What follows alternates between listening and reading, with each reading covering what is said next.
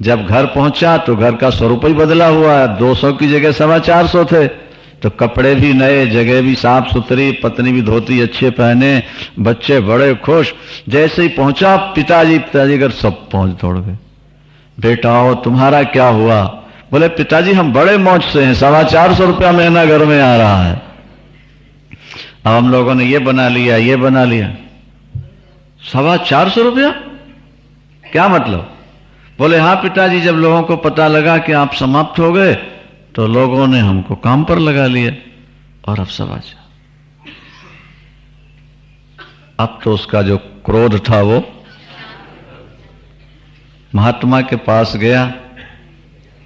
महात्मा ने उसको गले लगाया, बोले बेटा तुझे क्रोध तो जरूर आया है, पर मैं तुझे ये बताना चाहता था कि तेरे की ये कुछ नहीं हो रहा, करने वाला कोई और है। तू सोचता था मैं 200 कमा के पेट भरता हूं, देख तू जेल में बंद होगा तो 400-425। व्यक्ति का जो एक अज्ञान है, भ्रम है कि मैं पाल रहा हूं, मैं कर रहा हूं, मैं नहीं करूंगा तो सब लड़खड़ा जाएगा, ये सब गलत धारणा है। जो हो रहा है वो होने दो।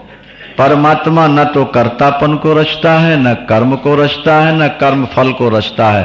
स्वभावस्तु प्रवर्तते, सब कुछ स्वभाव से होता जा रहा है। उसमें आप कर्ता नहीं बनो, बनना ही है तो दृष्टा बनो। वृंदावन। ईश्वर किसी के पाप नहीं लेता, ईश्वर किसी का पुण्य नहीं लेता। पाप करने वाले की बुद्धि मलिन होती है, भजन करने वाले का हृदय शुद्ध होता है। हृदय शुद्ध हुआ, ज्ञान मिल गया, शांति मिल गई। पाप किया, ठोकरें खाई, जिंदगी भर दुख पाता रहा। अज्ञाने नामृतम ज्ञानम तेन मुह्यन्ति जंतवा। अज्ञान ने ज्ञान को ढक रखा है, इसलिए जीव मोहित हो रहे हैं। जब तुम्हारा अज्ञान ज्ञान के द्वारा नष्ट हो जाएगा तो तुम्हारे हृदय में ऐसा प्रकाश होगा जैसे निर्मल आकाश में सूर्य का प्रकाश होता है। सच्चिदानंद। तेषाम 16वां श्लोक। ज्ञानेन तु तज ज्ञानम येषाम नाशितमात्मनः तेषाम आदित्यवज ज्ञानम प्रकाशयति तत्परम। फिर वो तुम्हारा ज्ञान, ठीक है ना, रूप को प्रकाशित कर देता है सूर्य का प्रकाश। इसी तरह तुम्हारा ज्ञान परमात्मा को एकदम प्रकाशित करता है। सूर्य की तरह तुम्हारा ज्ञान प्रकट होगा। फिर आगे भगवान बताएंगे, ध्यान काल में रोम रोम से लाइट निकलती नजर आएगी तुम्हारे, जब तुम्हारा हृदय सतोगुणी हो जाएगा। सर्वद्वारेषु देहेष्मिन् प्रकाश उपजायत। 14वें अध्याय। बाहर हमने ईश्वर को बहुत खोजा है, अब जरूरत है अंदर खोजने। अभी 6ठा अध्याय प्रारंभ हो रहा है। ध्यान कैसे करना है ये सारी बातें चलेंगी, और उससे पहले ये और थोड़ा सुन लो। तद बुद्धयस तदात्मानस तन्निष्ठास तत्परायणः गच्छन्त पुनरावृत्तिं ज्ञान निर्धूत कल्मषः। ज्ञान कल्मष को, पाप को धो डालता है। बस बुद्धि उसी में लगा दो, मन उसी में लगा दो, उसी के प्रति निष्ठावान हो जाओ और उसी के परायण हो जाओ। क्या तुम सदा के लिए मुक्ति प्राप्त कर लोगे। ज्ञान तुम्हारे पापों को समाप्त कर देगा। तुम इस प्रकार का ज्ञान प्राप्त कर लो ज्ञानी गुरु से। कैसा ज्ञान? जिसमें विद्या विनय संपन्न ब्राह्मण, गाय, हाथी, कुत्ता और चांडाल एक रूप में दिखाई देने लगे। बोलो सच्चिदानंद। पंडिता समदर्शिनः। पंडित कौन है? जो समदर्शी है, जो सबके अंदर अपने चेतन को मानता, ईश्वर को मानता। किसी के शरीर से घृणा करना है पर किसी की आत्मा से घृणा नहीं करना है। सुअर है, गंदा है, उसके शरीर से घृणा करो पर उसको डंडा मत मारो। क्या? उसको उसकी आत्मा को कष्ट मत दो, शरीर से बचो। आत्मा सब में एक, समवर्ती नहीं होना है, समदर्शी होना है। बोलो वृंदावन। आजकल के ये नेता लोग भी कहते हैं कि भागवत में, गीता में लिखा है कि पंडिता समदर्शी, जो सबको एक मान ले वही पंडित है। तो हमारे गुरुदेव कहते थे समवर्ती ना लिखा है कि समदर्शी ना लिखा है? बोलो। सबके साथ एक सा व्यवहार नहीं हो सकता, सबके साथ एक सी दृष्टि हो सकती है। नहीं आई बात समझ में? माता के अंदर, बेटी के अंदर और बहन के अंदर आत्मा एक ही है, ये दृष्टि तो बन सकती है, लेकिन व्यवहार सबके साथ एक सा नहीं बन सकता है। दर्शिना और वर्तिना, इसमें अंतर है। सबको एक चेतन के रूप में देखना ये तो ठीक है, पर सबके साथ एक सा व्यवहार करना ये सिद्धांत नहीं है। शंकराचार्य भगवान का वचन है, भावाद्वैतम सदा कुर्यात्, क्रियाद्वैतम न करहिचित्।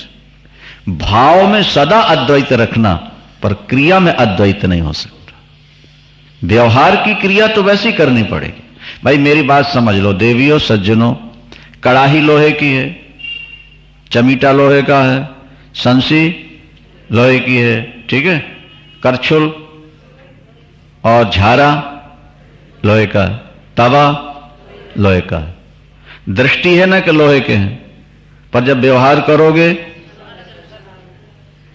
तो रोटी कहां पकाओगे और पूड़ी कहां तलोगे? नहीं। और दाल को देखना होगा तो काहे से उठाओगे? झारा से। हाँ, और बूंदी तलनी होगी तो, पूड़ी तलनी होगी तो करछुली से उठाओगे। क्यों? सब लोहा ही लोहा तो है। बोले नहीं, दृष्टि एक, व्यवहार अनेक। दृष्टि में एकता होनी चाहिए, सबके अंदर एक चैतन्य तत्व है, पर जब व्यवहार करने लगे जो जिस लायक है उसके साथ वैसा व्यवहार करना होगा। समदर्शी बनना है। आजकल लोग समवर्ती बन गए, समदर्शी नहीं रह गए। और हमारी गीता कहती कि समदर्शी बनो, समवर्ती नहीं। बोलो वृंदावन। आजकल ये जो लोग कहते हैं ना एक हो जाओ, सब एक है, मानो मानो एक समान, हम कहा करते हैं इनका फार्मूला है संतरे की तरह। इनका फार्मूला संतरा ऊपर से एक और अंदर कली कली, ये ऊपर से एक बने रहते हैं और अंदर से सब अलग अलग बन के काटते छांटते रहते हैं लोग। और हमारा सनातन धर्म है तरबूजे की तरह। समाजवाद है संतरे की तरह और अध्यात्मवाद है तरबूजा। जानते हो, देखा है? उसके ऊपर ऐसी रेखाएं होती हैं पूरे तरबूजा में ऊपर, ऐसा लगता है कि अंदर भी ये अलग अलग है, लेकिन जब काट के देखोगे तो एक। तरबूजा ऊपर से अनेक, अंदर से एक। संतरा ऊपर से एक, अंदर से अनेक। भौतिकवादी ऊपर से एक होते हैं, अंदर से अनेक रहते हैं। और अध्यात्मवादी ऊपर से अनेक बन के जीते हैं, पर अंदर से सबको एक। समझ में आ गई बात? हाँ। सुनि चैव स्वपाके चो पंडिता समदर्शिना न तु समवर्तिना वृंदावन। ठीक। यही तैर्जिता सर्गो। प्यारे पार्थ अर्जुन, उसने जीते जी संसार को जीत लिया। किसने? जिसका मन समता में स्थिर हो गया। येषाम साम्ये स्थितम मनः, जिसका मन समता में आ गया उसने जीते जी संसार को। परमात्मा निर्दोष है और सम है। जिस दिन तुम निर्दोष और सम दर्शी हो जाओगे, उस दिन तुम परमात्मा में स्थिर हो गए, ऐसा समझ लो। क्या भैया? निर्दोषम ही समम ब्रह्मो, परमात्मा निर्दोष है और सम है। बस जिस दिन तुम निर्दोष हो गए और तुम्हारी दृष्टि समता में स्थिर हो गई, उस दिन तुम परमात्मा को पा गए। बस इस बात को बार बार भगवान दोहरा रहे हैं। आदि शंकराचार्य भगवान लिखते हैं कि असली उपदेश तो 2 अध्याय में है भगवान का, दूसरा अध्याय और तीसरा। बाकी अध्याय तो दूसरे और तीसरे की व्याख्या है। क्या? उसका खुलासा, ताकि लोग उस विषय को, और जिस बात को बार बार कहा जाए समझ लेना कि वक्ता का अभिप्राय इसमें ज्यादा है। भगवान इस बात को बार बार जोर देकर कहते हैं कि दुख सुख हानि लाभ जीवन मरण में एक बनो। प्रिय वस्तु पाकर ज्यादा खुश नहीं होना, अप्रिय पाकर के दुखी नहीं होना। बुद्धि को स्थिर बना के रखो। ना प्रहस्येत प्रियम प्राप्य नोजबेजेत प्राप्य चा प्रियम स्थिर बुद्धिर असम्मूढ़ ब्रह्मविद ब्रह्मणि स्थिता। अच्छा, सर्कस आपने कभी देखा कि नहीं देखा? हाँ, देखा? अच्छा, एक लड़की को वो रस्से के ऊपर चलते देखा तुमने? वो छाता लेके चलती। वो बिना छाता के नहीं चल सकती। छाता उसका बैलेंस है। नहीं समझा? छाता उसका, यूं चलते देखा कभी लड़की को? नहीं, वो एक छाता लेके चल, वो जिस तरफ गिरने लगती है दूसरी तरफ छाता, वो बैलेंस बन जाता है उसको। जैसे लड़की तार पर चल रही है, रस्से पर चल रही है, और ऐसा बैलेंस बना के चलती है कि वो गिर नहीं पाती, लोगों को आश्चर्य में डालती है। इसी तरह तुम भी विवेक रूपी छाता लेके ऐसे चलो कि कर्म करते रहो, प्रिय अप्रिय मिलते रहे, लेकिन तुम्हारा बैलेंस बना रहे, संतुलन बिगड़ने न पाए। यह तुम्हारे जीने की सबसे बढ़िया कला है। अपनी बुद्धि का संतुलन बना रहे, और जरा अच्छी चीज मिली वाह वाह वाह करने लगे, और जरा दुख आ गया हाय हाय करने लगे। आज तो हम बड़े दुखी हैं, आज तो साड़ी आत्मा बड़ी दुखी है। आत्मा तो कभी दुखी होता ही नहीं है। ये दुख सुख तो सारी मन की कल्पना है, भावना है। दुख वास्तविक कम होते हैं। एक वाक्य हमारे यहां कहा जाता है कि समस्याओं का दुख थोड़ा होता है, मूर्खता का दुख ज्यादा होता है। वृंदावन समस्याओं से दुख थोड़ा, मूर्खता से दुख ज्यादा। जिस व्यक्ति के पास बुद्धि कम है, उसकी थोड़ी सी भी समस्या उसको एकदम असंतुलित बना देती है, और जिसके पास बुद्धि है, विवेक है, बड़ी समस्या भी उसके संतुलन को बिगड़ने नहीं देते। जो छोटी सी बात में अपना संतुलन खो देता है, समझ लो इसकी बुद्धि भी छोटी है। और जो बड़ी समस्याओं के बाद भी मुस्कुरा रहा हो, समझ लेना इसकी बुद्धि बड़ी। अपना संतुलन। राम जी पर कितना बड़ा संकट आया। कहां तो स्नान करने जा रहे हैं राज्याभिषेक के लिए, और कहा कैकेयी अम्बा ने कह दिया नंगे पैर 14 वर्ष के लिए बन जाना है।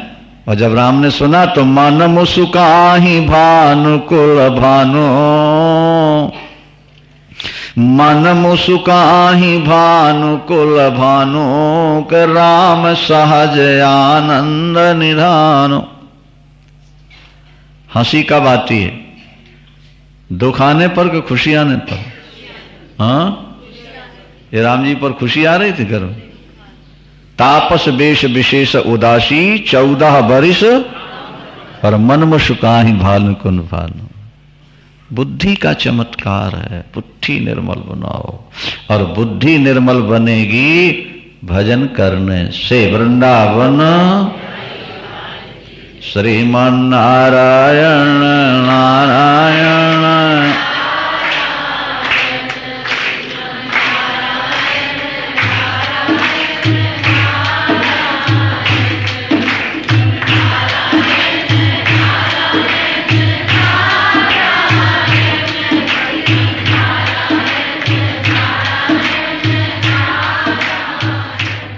वृंदावन। हर श्लोक की व्याख्या करने का मन करता है, समय थोड़ा है। 7वें दिन 18वें अध्याय तक पहुंचना, अभी चौथे दिन 5वां अध्याय चल रहा है।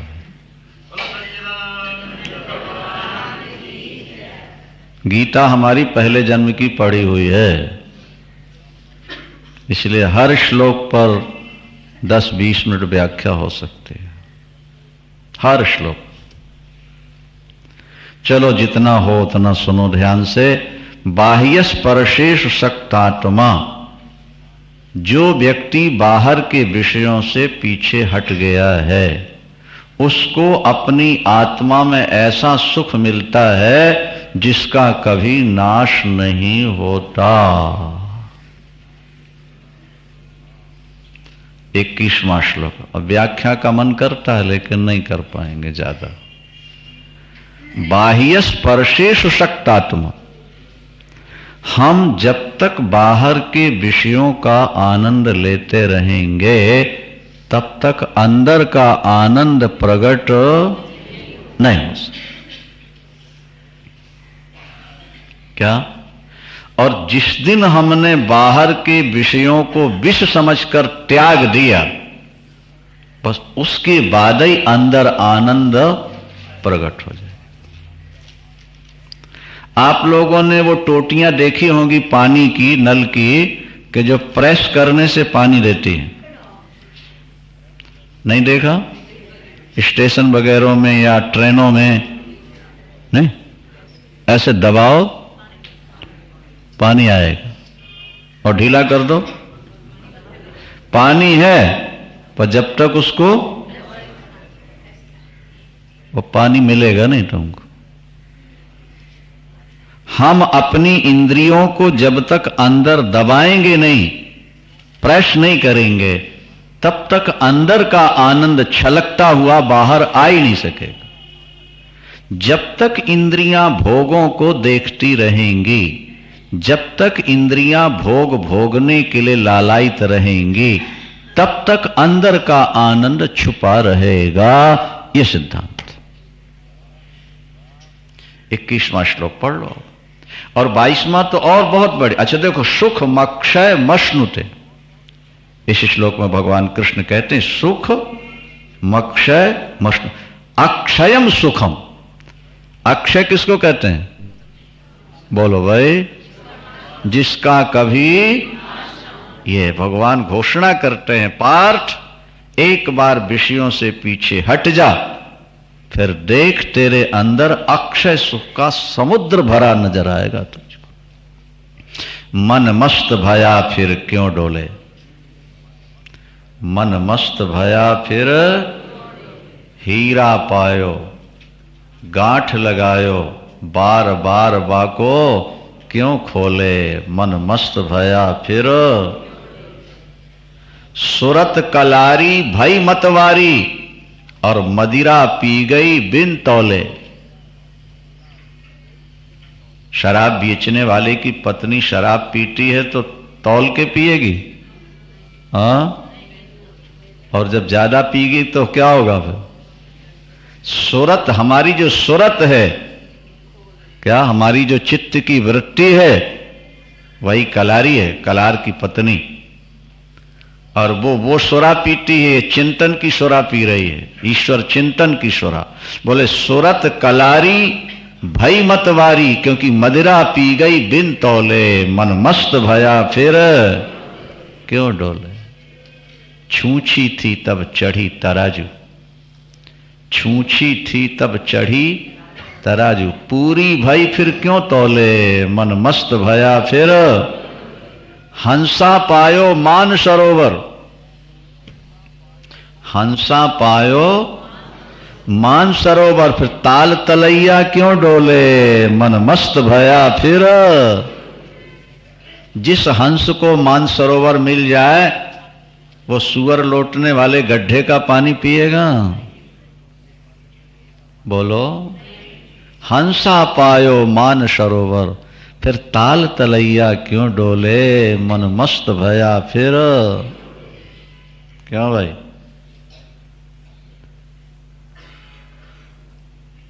तेरा साईं तेरे अंदर, तेरा साईं तेरे अंदर, बाहर नैना क्यों खोले, मन मस्त भया फिर क्यों डोले। कहत कबीर सुनो भाई साधो, साहिब मिल गया तिल ओले, मन मस्त भया फिर क्यों डोले। जरा सी आंख की पुतली मोड़ करके तो देख, कैसा आनंद है। विषयों से इंद्रियों को हटा करके तो एक बार देख। बचपन से विषयों को पकड़ते पकड़ते, स्वाद लेते लेते बुद्धि में ये बात बैठ गई कि स्वाद बाहर है। क्या? जब शास्त्र और गुरु की शरण में आओगे, कुछ दिनों तक लगातार सुनोगे, तब समझ में आएगा कि वो आनंद तो हमारे अंदर ही है। जब मृग की नाभि की कस्तूरी पकती है तो पत्थर सूंघता है, पेड़ सूंघता है, पानी सूंघता है, ये सुगंधी आ कहां से रही है। वास्तविकता यह है कि सुगंधी तो उसके अंदर है, अंदर। जब कभी सुगंधी का बोध हो जाता है, मृग की दौड़ सदा के लिए खत्म हो जाती है। हम और आप भी उस आनंद को पाने के लिए दौड़ रहे हैं। कभी अपना आनंद हम पत्नी में देखते हैं, कभी हम शराब की बोतल में देखते हैं, कभी टीवी के पर्दे में सुख देख रहे हैं, कभी क्लब में देख रहे हैं, कभी सिनेमा में देख रहे हैं, कभी होटल में देख रहे हैं, कभी नोटों में देख रहे हैं। भगवान कहते हैं कि सुख वहां नहीं है, सुख वहां है जहां तू है, तेरे अंदर ही सुख भरा पड़ा है। एक बार थोड़ा सा विषयों से मन को मोड़ के देख। नहीं, विषयों से मन को मोड़ने में कितनी शांति है। बोले उसका सैंपल है ये सत्संग में बैठ के कथा सुनना। ये एक थोड़ा सा, इस समय कैसी शांति है आपके अंदर। ना होती तो इतनी बड़ी संख्या में, क्या समझे आप, ये डनलप की कुर्सियों में बैठने वाले दरियों में बैठे नजर नहीं आते। क्या? कमर में दर्द है लेकिन फिर भी बैठे हैं, कथा सुननी है, शांति मिल रही है। जब सुनने में इतनी शांति मिल रही है, थ्योरिकल में जब इतनी शांति है, तो प्रैक्टिकल हो जाए फिर कल्पना करो जरा, कैसा मन शांत। घर में हमारा हृदय कैसा रहता है, जैसे गैस के चूल्हे पर चढ़ी हुई कड़ाही का तेल होता है। देखा है नहीं, कैसे खोलता है, और यहां आके कैसा हो जाता है, जैसे उतार के उसको शांत। घर में जो वासना की समस्याओं की आग है, उसमें यह हमारा मन, यह हमारी बुद्धि खोलता रहता है, खोलता रहता है। और जब सत्संग में आते हैं, एकदम शांत शांत। बाह्य स्पर्शेषु शक्तात्मा, ये श्लोक याद रखने का, ध्यान करना। विन्दत्यात्मन यत् सुखम, जो बाहर के विषयों से अनासक्त हो गया, जिसका मन अंदर आ गया, उसको वो आनंद मिलेगा आत्मा में। वो ब्रह्म योग युक्तात्मा, वो ब्रह्म के साथ एक हो जाएगा। नहीं आ रही बात समझ में? कबीर का एक दोहा सुनो ध्यान से। एक घड़े में पानी भर दिया, ठीक है, और ऊपर से दीवा रख करके, मिट्टी लगा करके, और उसको बांध दिया कपड़े से, ठीक, और गंगा की धारा में उसको छोड़ दिया, या तालाब में छोड़ दिया, समुद्र में छोड़ दिया। अब देखो दोनों तरफ पानी पानी है कि नहीं? घड़े के भीतर पानी और घड़े के बाहर पानी, पर दोनों एक दूसरे से मिल नहीं सकते। क्यों नहीं मिल सकते? बोलो, घड़ा जो है ना वही बाधक बना हुआ है। अगर घड़ा फूट जाए, दोनों मिलके, हमारे अंदर भी आनंद, हमारे बाहर भी आनंद, हर जगह आनंद, लेकिन इंद्रियों का पर्दा ऐसा खड़ा हो गया, वासना का पर्दा ऐसा खड़ा हुआ कि वो आनंद से हमको मिलने नहीं देता है। एक बार ये पर्दा टूट जाए, फूट जाए, खत्म हो जाए, फिर जो आनंद मिलेगा उसकी रैदास हुए ना, संत रैदास रविदास, वो कहते हैं मोई सुन सुन आवे हांसी। क्या कहते हैं बाबू? मोई सुन सुन आवे हांसी और पानी में मीन प्यासी। और ये सही बात है, पानी में 24 घंटा मछली रहती है पर प्यासी रहती है। एक बूंद पानी मछली के पेट में नहीं जा सकता तब तक जब तक मछली पलटेगी नहीं। मानो भगवान ने साधकों को संकेत दे दिया, मछली को जब पानी पीना होता है मछली पलटती है, तब पेट में पानी जाएगा, नहीं तो मुंह से पिएगी गले से निकल जाएगा। मोई सुन सुन आवे हांसी, क्योंकि पानी में मीन है। और ये अज्ञानी व्यक्ति कभी मथुरा दौड़े तो कभी काशी, मोई सुन सुन आवे हांसी, पानी में मीन प्यासी। पलटना इसने सीखा नहीं, दौड़ना सीख लिया। वहां चलो, वहां चलो, वहां चलो, वहां चलो, जहां गए वो सब यही दिखा जो यहां। आनंद नहीं मिला। आनंद कब मिलेगा? जब अपने को पलट लो, इंद्रियों के विषयों से अपने को मोड़ लोगे। सुख मक्षय मसनुते, अरे इंसान की बात पर विश्वास न करो, पर भगवान की बात पर तो विश्वास कर लो बाबा। भगवान कहते हैं कि विषयों में जितना स्वाद है उससे करोड़ों गुना स्वाद आत्मा में है। ये क्षणिक है, वो अक्षय है। अब आगे श्लोक 22वां देख लो थोड़ा। अर्जुन कहते हैं कि आखिर आप विषयों से क्यों मोड़ने के लिए बार बार कहते हैं? विषयों में समस्या क्या है? विषयों में तो स्वाद मिलता है। तो भगवान उसका उत्तर दे रहे हैं। ये श्लोक समझ लो ध्यान से। ये ही संस्पर्श जा भोगा दुख योनय एवते आद्यंतवंतः कौन्तेय नतेषु रमते बुधा। ये ही संस्पर्श जा भोगा। इंद्रियों से जब किसी विषय का संयोग होता है, स्पर्श होता है, तो हमको मीठा मीठा आनंद आता है। ठीक है ना भाई? रसगुल्ला जीभ में छुआ दिया तो क्या हुआ? आनंद आ गया। कोई सुंदर रूप आंखों से छू गया तो आनंद आ गया। कोई बढ़िया गीत संगीत कानों को छू गया तो क्या हुआ? तो हमें तो सुख मिलता है। लेकिन भगवान कहते हैं यही दुखों की योनि है, केंद्र। ये ही संस्पर्श जा भोगा दुख योन। ये दुखों की योनि है, उत्पत्ति स्थान है। ये तो यहीं से सारे दुख पैदा होते हैं। कहां से? बोलो। ये ही संस्पर्श जा भोगा। ये दुखों की योनि है, उत्पत्ति स्थान है। ये सारा संसार ही तो योनि से पैदा हुआ ना। तो भगवान कहते दुखों की योनि क्या है? बोले भोगा। ये जो भोग हैं यही दुखों के उत्पत्ति स्थान है। इन भोगों ने ही तुमको इतना दुखी बना रखा है।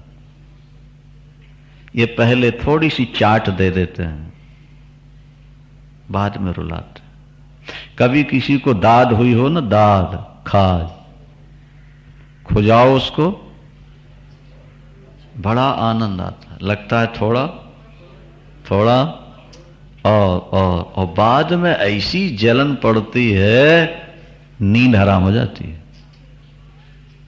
संसार के भोग भी ऐसे ही हैं जो कहते लगते हैं कि थोड़ा और बाद में वो तनाव, वो धड़कन पैदा करते हैं, वो समस्याओं में जीव को फंसा देते हैं, उसका शरीर ऐसा बर्बाद कर देते हैं कि महाराज फिर ये कहीं का नहीं रहे।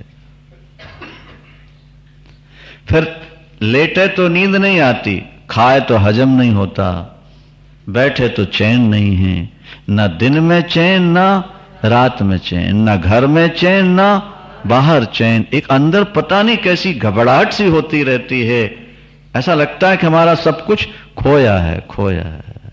भगवान कहते हैं भोगों में फंसोगे, परिणाम यही होगा।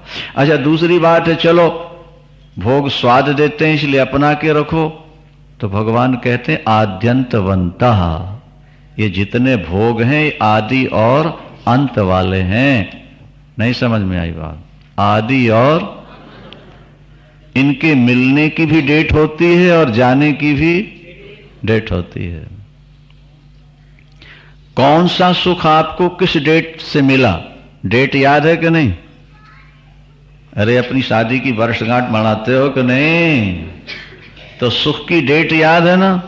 और जिस दिन श्रीमती चली गई वो डेट भी जिंदगी भर याद रहेगी कि नहीं? पति चला गया तो याद रहेगी कि नहीं डेट?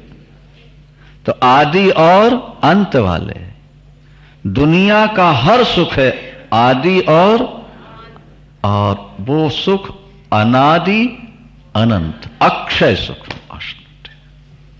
दुनिया में वो व्यक्ति सदा सुखी, इसको भी नोट कर लेना, याद रख लेना। 22 के बाद 23 में भी ध्यान रखना। दुनिया का वो व्यक्ति सबसे बड़ा योगी है और दुनिया में वो व्यक्ति सबसे ज्यादा सुखी है। सबसे बड़ा योगी और सबसे ज्यादा सुखी कौन? ये श्लोक देखो। हम तो आज के भौतिकवादियों से कहा करते हैं कि बाबू तुम अपना फार्मूला तो आजमा के देख चुके, अब हमारे भगवान का फार्मूला भी तो आजमा के देख लो, तुम्हें पता लग जाएगा कि प्रभु के फार्मूले में कितनी शांति है। हम भोगों में ही सुख देख रहे हैं और भगवान कहते हैं वो दुनिया का सबसे बड़ा योगी है और सबसे ज्यादा सुखी है जिसने मृत्यु से पहले पहले काम क्रोध के वेग को रोक लिया।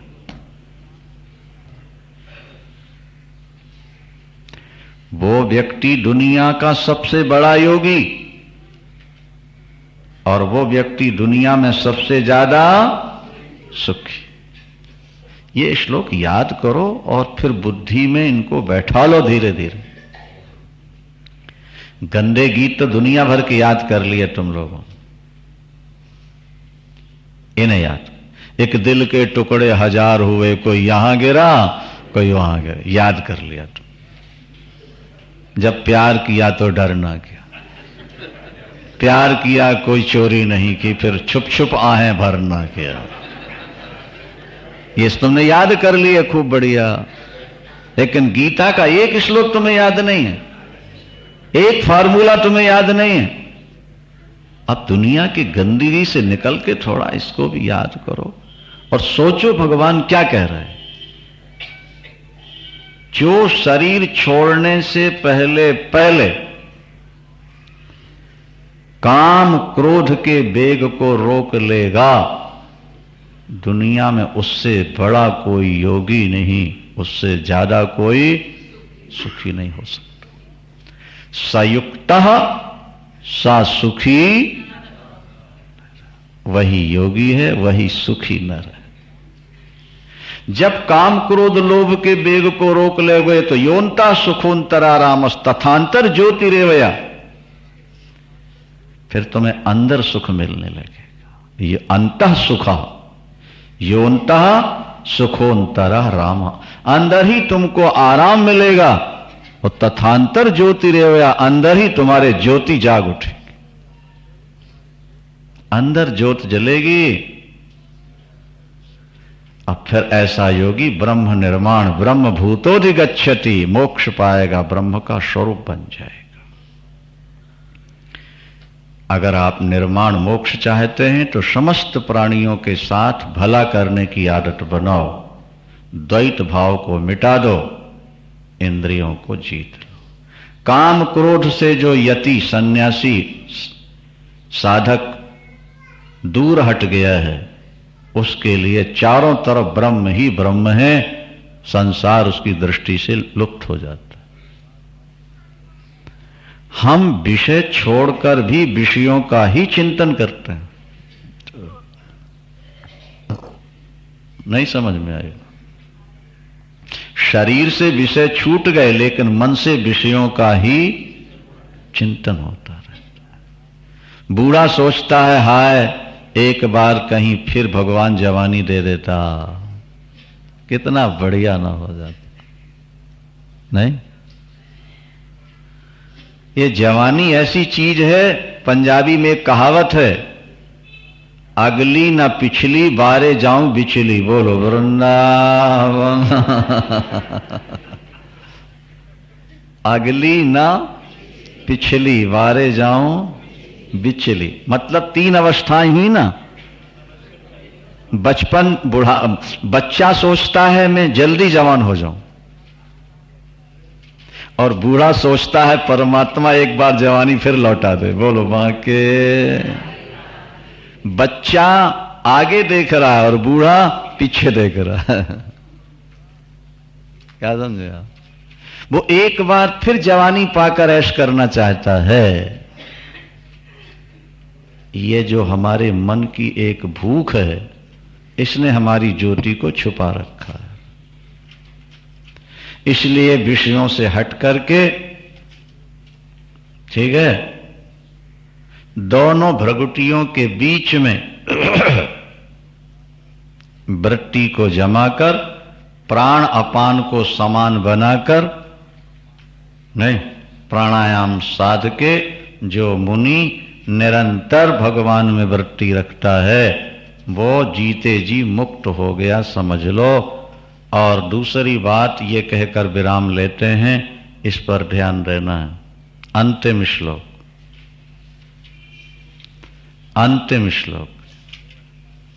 सोचा था 2 अध्याय कथा कर देंगे, लेकिन वो एक ही हो पाया, वो भी थोड़ा थोड़ा। जितनी व्याख्या दिमाग में वो नहीं बोल पाए थे। हाँ, समय बढ़ा दें, आगे तो कार्यक्रम लगा हुआ है ना। आगे कार्यक्रम न होता तो बढ़ सकता था। वृंदावन भोक्तारम यज्ञ तपसाम सर्वलोक महेश्वरम सुहृदम सर्वभूतानाम ज्ञात्वा माम शांति मृच्छति। आपको शांति चाहिए? नहीं चाहिए? हाँ, तो भगवान कहते केवल इतना तो मान लो, जान लो कि भगवान हमारे सुहृद हैं, मित्र हैं। इतनी से तुम्हें शांति मिल जाएगी। भगवान हमारे सुहृद हैं, हमारे मित्र हैं। हम कहा करते हैं, अगर दिल्ली के किसी व्यापारी की प्रधानमंत्री से जिगरी दोस्ती हो जाए, जिगरी दोस्त बन जाए, क्या फिर सेल टैक्स इनकम टैक्स के ऑफिसरों से डर रहेगा कि निडर हो जाएगा? बोलो भाई, ये सब कह रहे निडर हो जाएगा। जब बड़े से मित्रता हो जाए तो छोटों से का डर भाग जाता है। अगर तुम्हें ये विश्वास हो जाए कि भगवान हमारे मित्र हैं, तो संसार की छोटी छोटी समस्याओं से तुम कभी डरोगे नहीं, तुमको शांति मिल जाएगी। वो हमारा है, हम उसके हैं, मित्र हैं। वो जो कर रहा है हमारी भलाई के लिए। हमारा मित्र हमको धोखा नहीं दे सकता। हमारा मित्र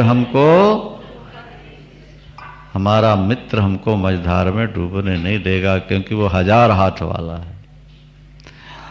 अगर अर्जुन ने भगवान को मित्र बना लिया तो भगवान ने उसकी नौका किनारे लगा दी, तो फिर हमारी कैसे डूबने देगा। एक विश्वास ही तुम्हारे मन में जाग जाए, तुम्हें शांति मिल जाएगी। सुहृदं सर्वभूतानां, भगवान ये नहीं कहते कि मैं केवल तुम्हारा मित्र हूं, मैं समस्त प्राणियों का मित्र हूं, सुहृद हूं। प्राणी भले परमात्मा को अपना न माने, पर परमात्मा तो प्राणियों को अपना मानता ही है, मित्र मानता है। भाई पुत्र भले नालायक हो जाए, मां बाप को न माने, लेकिन माता पिता तो उसको अपना मानते रहते। माता पिता की ममता नहीं खत्म हो पाती। एक बेटे ने बाप को कहा कि निकल जाओ मेरे घर से, तुम मेरे बाप नहीं, मैं तुम्हारा बेटा नहीं। कितना कड़वा शब्द है, सोचो। पिता को पीड़ा हुई, दुख हुई, निकल के आश्रम में कहीं गया, महीना 15 दिन रहा, फिर भी मन नहीं माना, लौट करके। बेटा बाप को नहीं मानता, लेकिन बाप बेटे की भलाई चाहता है। परिवार बड़ा है, इसके लिए कोई उपाय, हमसे कहते हैं कोई उपाय करो, इसका परिवार ठीक सुखी रहे। अरे बेटा तुमको ऐसा कहता है? बोले बेटा नालायक हो गया तो बाप तो नालायक नहीं है, बाप तो फिर भी चाहता है इनका। भगवान कहते हैं मैं सबको अपना मित्र मानता हूं, सुहृद मानता हूं, मैं सबका सुहृद हूं, पर लोग मुझे नहीं मानते, इसलिए दुखी होते रहते हैं। फिर भी मैं जीवों का भला चाहता हूं और यही कहता हूं कि तुम मुझको अपना सुहृद मान, जान लो कि ईश्वर हमारा सुहृद है, बस तुम्हें शांति मिल जाएगी। आज तक तुमने ईश्वर को अपना नहीं माना है, माना भी है तो फॉर्मेलिटी के रूप में, ऊपर ऊपर से माना है। जिसको पूर्ण विश्वास हो गया ईश्वर पर, उसको तत्काल शांति मिल जाती। अच्छा प्रभु, जो तूने किया सो भला, जो आज हो रहा है सो भला, और आगे जो तू करेगा उसमें भला है। जब सर्व समर्थ हमारा मित्र है तो हमें अब चिंता किस बात की? नहीं, मित्र मान लो, पुत्र मान लो, पति मान लो, मालिक मान लो, कुछ भी मान लो, बस मैं सबका सुहृद हूं। भगवान कहते हैं एक बार मुझ पर विश्वास करके देखो। सुहृदम सर्वभूतानां ज्ञात्वा माम शांति मृच्छ। उसी समय देखो शांति शांति आ रही है ना, नोट करो बात। शांति कहां मिलेगी? शांति का फार्मूला क्या है? गीता में भगवान के द्वारा बताया गया, उस पर विचार करना। हम भगवान को मानते हैं, भगवान की नहीं मानते, बस यही हमारी जिंदगी की सबसे बड़ी समस्या है। जिस दिन हम भगवान की मान लेंगे उस दिन हमारा जीवन महान बन जाएगा। बाके बिहारी लाल की। यहीं विराम लेते हैं,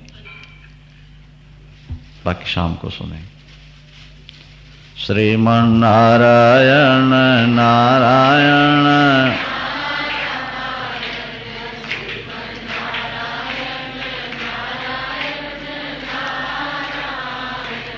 भजमन नारायण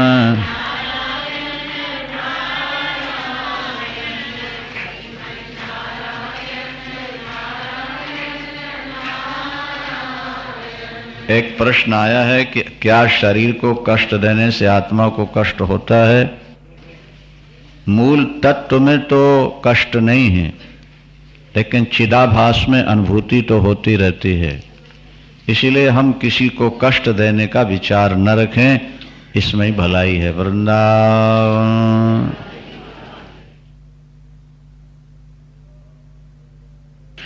श्री राम जय राम जय जय राम।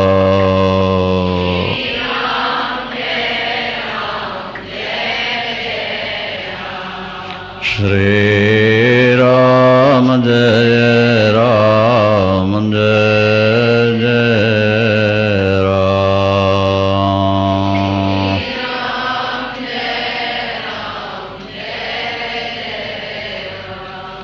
श्री राम जय राम जय जय राम।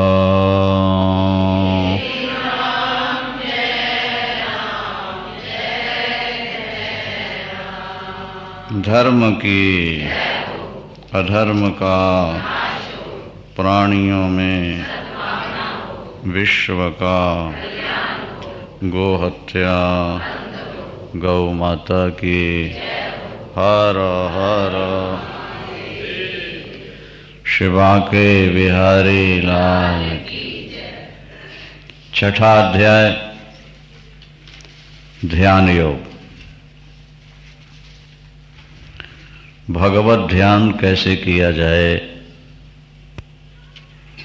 ध्यान की पद्धति क्या है, स्वरूप क्या है, इसका विवेचन। ध्यान के जिज्ञासुओं को छठा अध्याय ध्यान से पढ़ना सुनना चाहिए। वृंदावन। भगवान बोले, अनाश्रिता कर्म फलम कार्यम कर्म करोति यः सन्यासी च योगी च न च निरग्निर् न चाक्रिय। सन्यासी को आग नहीं छूनी चाहिए, वो अपने लिए भोजन नहीं बना सकता सन्यासी, और उसे किसी क्रिया का अवलंबन नहीं लेना चाहिए, उसे कोई कर्म नहीं करना चाहिए। लेकिन भगवान कृष्ण कहते हैं कि जो कर्म फल को न चाहता हुआ कर्तव्य बुद्धि से कर्म करता है वो सन्यासी है। अग्नि और कर्म को छोड़ने वाला ही सन्यासी नहीं है।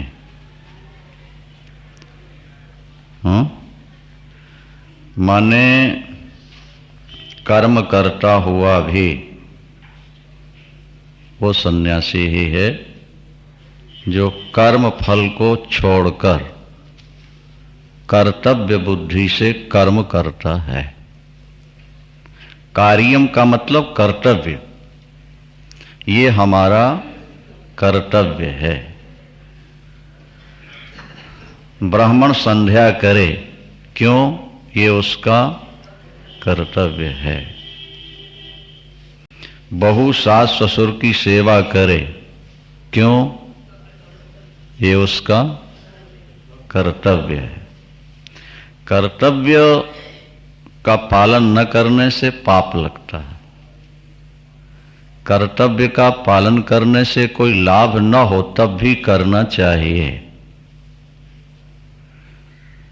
इसलिए कर्म फल से अनाश्रित होकर उसका सहारा न लेकर कर्म करो। क्यों? बोले ये हमारे लिए कर्तव्य है। ठीक है, ये भगवान कह रहे हैं। आगे ठाकुर जी कहते हैं जिसको सन्यास कहते हैं उसको तुम जानो समझो। जिसने संकल्पों का त्याग नहीं किया, कर्म फल का त्याग नहीं किया, ऐसा व्यक्ति योगी नहीं हो सकता है। कर्म किसके लिए है और सन्यास किसके लिए है, इसका विवेचन यहां किया जा रहा है। तीसरा श्लोक। आरुक्षोर मुनेर योगम कर्म कारण मुच्यते योगारूढ़स्य तस्यैव समः कारण मुच्यते। जो योग में आरूढ़ होना चाहता है, माने जो योग के छत पर पहुंचना चाहता है, उसके लिए कर्म जरूरी है। जो पहुंच चुका है उसके लिए श्रम जरूरी है। इसे समझो थोड़ा। छत पर जाने के लिए कर्म जरूरी है, क्योंकि जब तक सीढ़ियों पर पैर उठाकर नहीं रखोगे तो छत पर कैसे पहुंचोगे। जो व्यक्ति योगारूढ़ होना चाहता है, हाँ, योगी बनना चाहता है, उसके लिए निष्काम कर्म योग है। और जो योगी हो चुका है उसके लिए अब शम शांति, उसके लिए कर्म जरूरी नहीं। कौन योगारूढ़ है और कौन योगी है कैसे पता लगे? हाँ, ठीक है।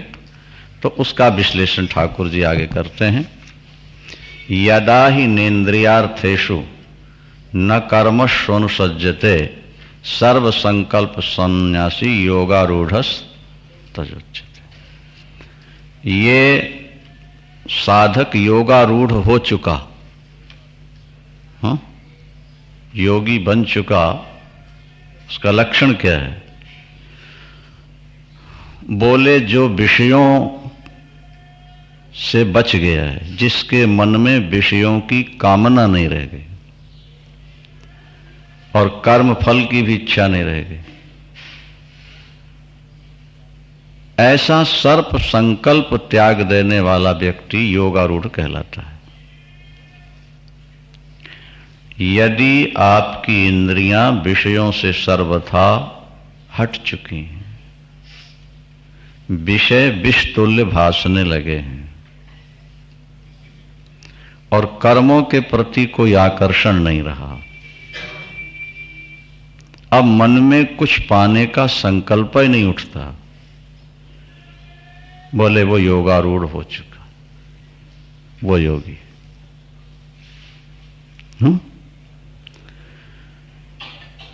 आगे भगवान कहते हैं अपने से अपना उद्धार करो।